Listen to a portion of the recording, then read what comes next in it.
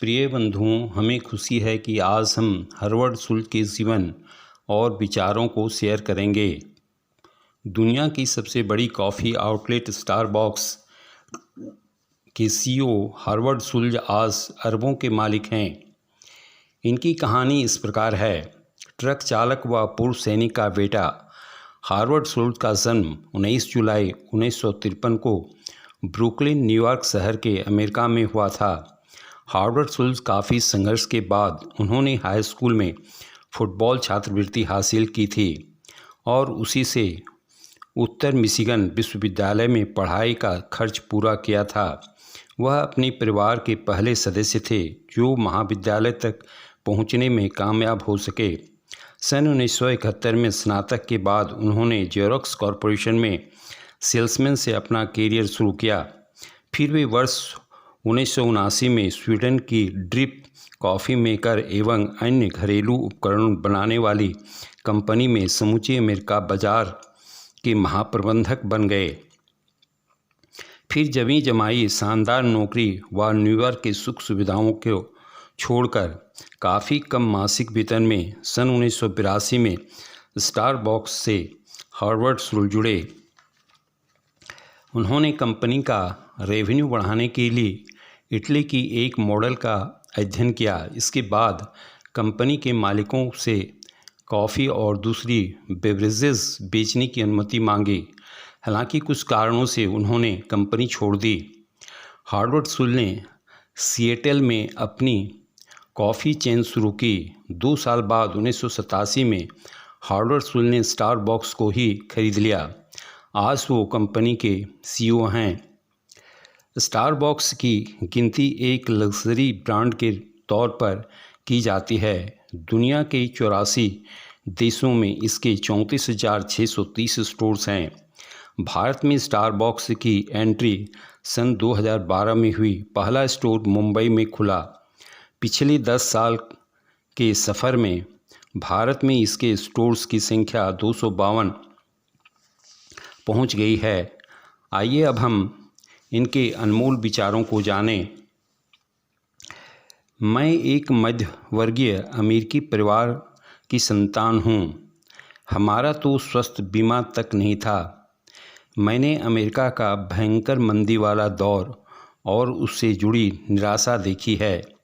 इसी वजह से मैं एक ऐसी कंपनी खड़ी करना चाहता था जैसी कंपनी में मेरे पिता को कभी काम तक करने का मौका नहीं मिला हो। हम व्यवसाय में जुनून को महत्व देते हैं, इसलिए स्टारबक्स की नौकरी अस्थायी नहीं होती।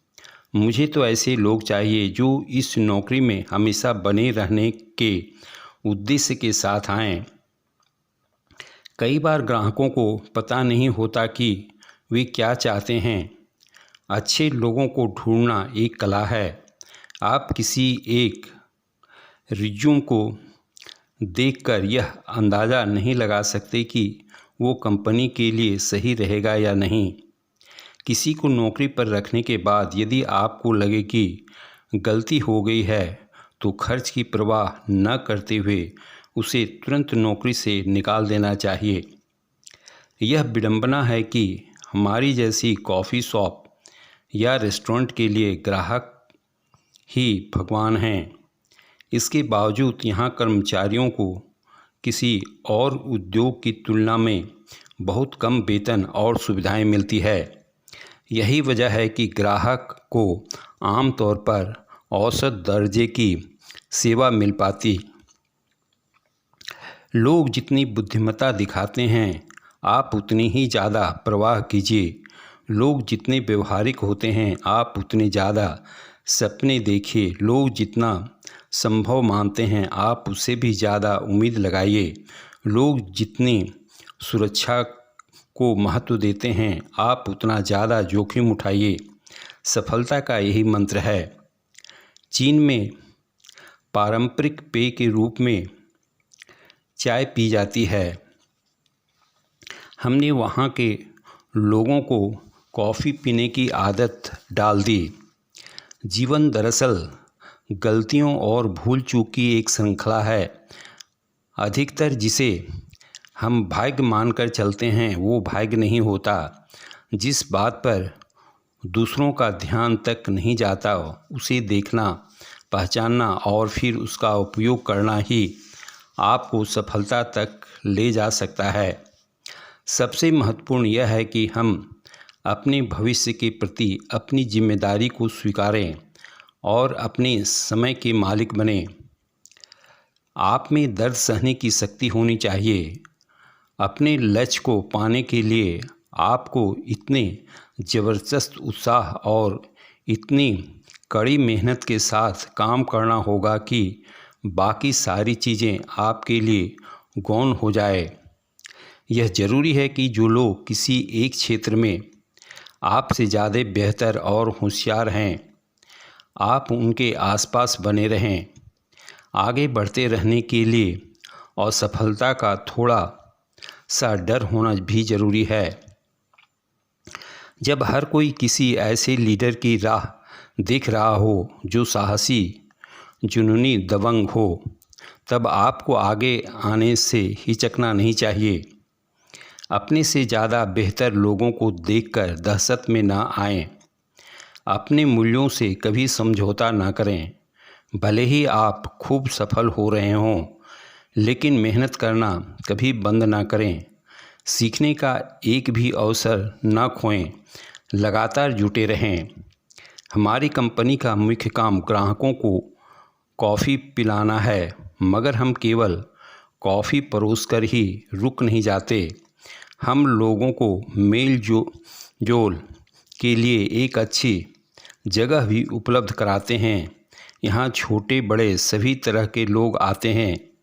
वे यहाँ बैठकर कुछ पल बातें करते हैं और नए विचारों का आदान प्रदान करते हैं। कॉफ़ी के साथ साथ अपने ग्राहकों को कुछ नया देकर खुश कैसे किया जाए, उसके बारे में हम लगातार सोचते रहते हैं। कोई एक व्यावसायिक रणनीति हर व्यवसाय में काम नहीं आ सकती। अपनी एक भी चीज़ को हमने पेटेंट नहीं कराया। कोई भी व्यक्ति हमारी नकल करके हमारी जैसी चीज़ें बना सकता है, लेकिन कंपनी की आत्मा और दिल को भला कोई कैसे चुराएगा। आज के युवकों को हम यही सिखाना चाहते हैं। यह कोई कैंसर की दवा खोजने जैसी कठिन काम नहीं है। यह बस एक सीधा साधा व्यवसाय है। रिटेलिंग व्यवसाय के लोग अच्छी तरह जानते हैं कि ग्राहकों को लगातार कुछ न कुछ नया देकर खुश रखना जरूरी है। धनवान बनने पर प्रसिद्धि भी मिल जाती है। अपनी सीमाओं को पहचानने की काबिलियत ही वह खूबी है जो यह निश्चित करती है कि आप अपने श्रेष्ठ विचारों को श्रेष्ठ व्यवसाय में बदल पाएंगे या नहीं। आप अपने सामने आने वाली हर समस्या को पहले से ही नहीं समझ सकते। एक अकेला व्यक्ति सब कुछ नहीं कर सकता। उद्यमी लोग आमतौर पर विषय के विस्तृत पहलुओं पर ध्यान देने वाले नहीं होते। वे तो ऐसे व्यक्ति होते हैं जो बड़ी चीज़ों के बारे में सोच सके। जैसे जैसे कंपनी तरक्की करती है, प्रबंधन के लिए यह ज़रूरी हो जाता है कि वो अपने अहं को भूलकर ज़्यादा अनुभवी और होशियार कर्मचारियों को भर्ती करे। इससे भी पहले यह महत्वपूर्ण है कि आप उनके लिए एक अनुशासित व्यवस्था विकसित करें। जब आप तेज़ी से विकास कर रहे हों तो आप छोटे मोटे समझौते करने का जोखिम नहीं उठा सकते। आधुनिक ग्राहक नए विचारों के प्रति ज़्यादा खुला रवैया रखते हैं। नया व्यवसाय शुरू करने या कोई नया उत्पाद बाज़ार में उतारने के लिहाज से यह सर्वश्रेष्ठ समय है, क्योंकि आज लोग नई नई चीज़ों को अपनाने में हिचकिचाते नहीं हैं। आपके निजी जीवन की शांति का असर आपके बिजनेस पर अवश्य होता है। जिनका वैवाहिक जीवन सुखी और सफल होता है उन्हें व्यापार में सफलता मिलने की संभावना ज़्यादा होती है। महान कंपनियां यह समझ जाती है कि वे क्या कर सकती है और क्या नहीं, लेकिन साथ ही इनमें इतना साहस भी होना चाहिए कि वे सकारात्मक बदलाव के मौके का फ़ायदा उठा सकें। शुरू में मुझे विफलता से डर लगता था, लेकिन चुनौतियों का सामना करते करते डर की जगह आशावादी रवैये ने ले ली। जब आप लगातार बड़ी बड़ी बाधाएं पार करते हैं तो छोटी मोटी समस्याएं सुलझाना आसान हो जाता है। यदि आप कोशिश करें तो आप अपने सामने हर सपने से भी ज़्यादा हासिल कर सकते हैं। इसीलिए मैं कहता हूं कि बड़े सपने देखो, अपनी नींव मजबूत बनाओ, सूचनाओं और जानकारियों का खजाना जमा कर लो और साधारण चीज़ों को छोड़कर बेहतर की तलाश करने से घबराओ मत। आप जो कर रहे हैं, यदि आपसे पहले कोई और उसे नहीं कर पाया है तो इसका अर्थ ये नहीं है कि आप भी नहीं कर पाएंगे।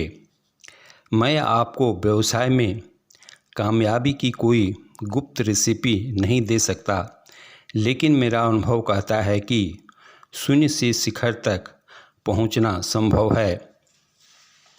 आशा है आपको इनका विचार अच्छा लगा होगा। यदि आपको यह वीडियो अच्छा लगा है तो इसे सब्सक्राइब करना और बेल आइकन को दबाना नहीं भूलेंगे। धन्यवाद।